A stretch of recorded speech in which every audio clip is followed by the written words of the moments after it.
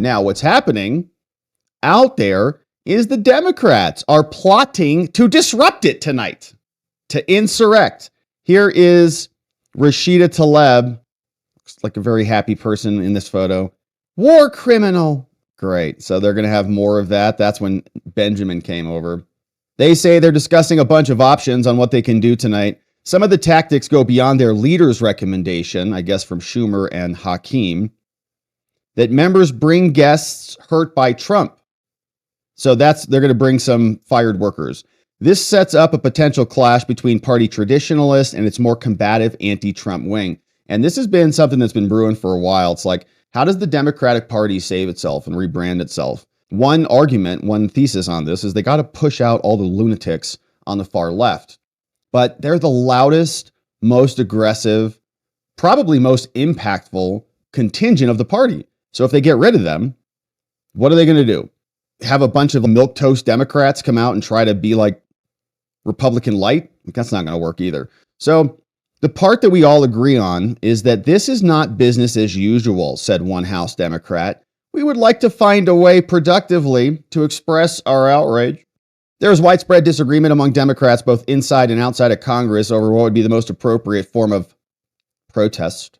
Some members have told colleagues that they may walk out, okay, when Trump says a bad sentence. Okay, criticism of trans kids was brought up as a line in the sand, according to some House Democrats. They'll just get up and walk out.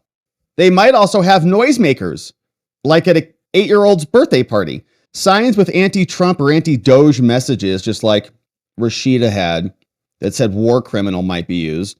They might also bring empty egg cartons. Okay, empty egg cartons, because eggs are going up because Joe Biden killed all the chickens. Pocket constitutions to make the case that Trump is violating the Constitution by following Article 2 explicitly. Hopefully they have that whole section highlighted. They can read that. Did you read Article 2, idiots there? Read it. Hand clampers, red cards, red card. Various other props have also been discussed. Wow. All right. That's amazing. I wonder what they're going to come up with tonight. We can't wait. In closed-door meetings and on the House floor on Mondays, lawmakers were specifically discouraged from using props. They're like, don't be idiots, okay? They're going to call us 8-year-olds at a kid's birthday party if you bring your freaking clown masks and hats and stuff. These tactics are also a source of internal debate. There are definitely a lot of constituents that really want Democrats to disrupt, and there are constituents who feel like that just plays into his hands. I hope they do disrupt. I hope they do. I hope they come with a little kazoos, whatever they do, just do it. Let's have it, because it'll be an embarrassing joke for them, even more than they've already embarrassed themselves. For some reason, I think that we probably won't see a ton of kazoos. Disruptions during the joint sessions used to provoke outrage. They become increasingly common. Joe Wilson, remember the "you lie" to Obama. Biden was heckled. And of course, Trump's been heckled when he was doing it. Anyways, the point is they're just going to give us the examples of the Republicans behaving badly so that they can excuse the Democrats behaving badly tonight. Now, some groups of Democrats plan to mount a more traditional protest. They're just going to wear colors. Yeah. Remember, I think AOC, they all wore like white that one time. Okay. Is that like a racist tone? What do you like in the Klan now? The Democratic Women's Caucus wants all their members to wear pink. Oh, yeah. And I remember the pink hats. Remember those? Because they wore genitals on their heads. We're going to down with the patriarchy. Here, look at this vagina on my head. Display of defiance to a president many of them despise. Black. Female members of the Congressional Black Caucus have separately discussed donning black like a funeral. Okay. So the Black Caucus is going to wear black. All right. Blue and yellow. And the Ukraine Caucus. We have a Ukraine Caucus. Co-chair Marcy Kaptur, Democrat from Ohio, will distribute ties and scarves with the colors of Ukraine's flag. Do it. Do it, Marcy.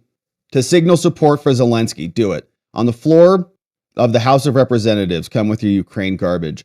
Others plan to sit stone-faced and refuse to clap. Like another time-honored tactic. All right.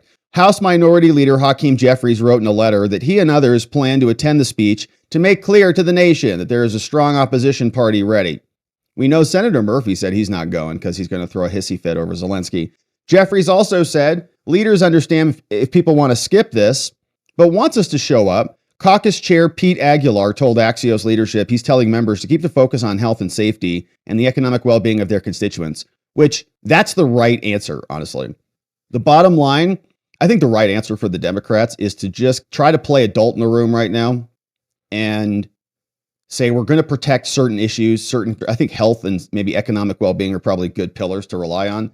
And then when something inevitably goes bad, you just sit there, hey, I told you, I wasn't crying wolf, but I was the adult in the room. And 2 years from now, the Democrats are going to be really looking for an adult in the room, big time. So that would be, I think, not to give them political advice, but that would be, I think, the smart play. Pete Aguilar, I don't know he's going to be the person who can rise to that occasion ultimately, but I think you can see how this wedge is developing amongst them. Some are just saying, shut up and just take the back seat for a minute. The others are saying, we need to get more aggressive. And I think the former is worse for the Trump administration. We want them to act like maniacs because they are maniacs. So don't hide it. Whether we are wearing pink or black or yellow or blue, we're all conveying our displeasure. And what's more important is our work together and the pressure for 3 Republicans to do the right thing for everyone, which is, of course, to vote with Democrats. That's really where they go. So here's what the Republicans were saying this morning. Looks like this is, that's now over. All right, so that was not live, as we suspected. This one is live. And let me just tell you what has happened since Donald Trump took over. What? Inflation has increased. Consumer sentiment has fallen. That's been a month, bro. All right, we got that happening. Now, they're going to be protesting over the Trump stuff tonight. We'll see how far that goes.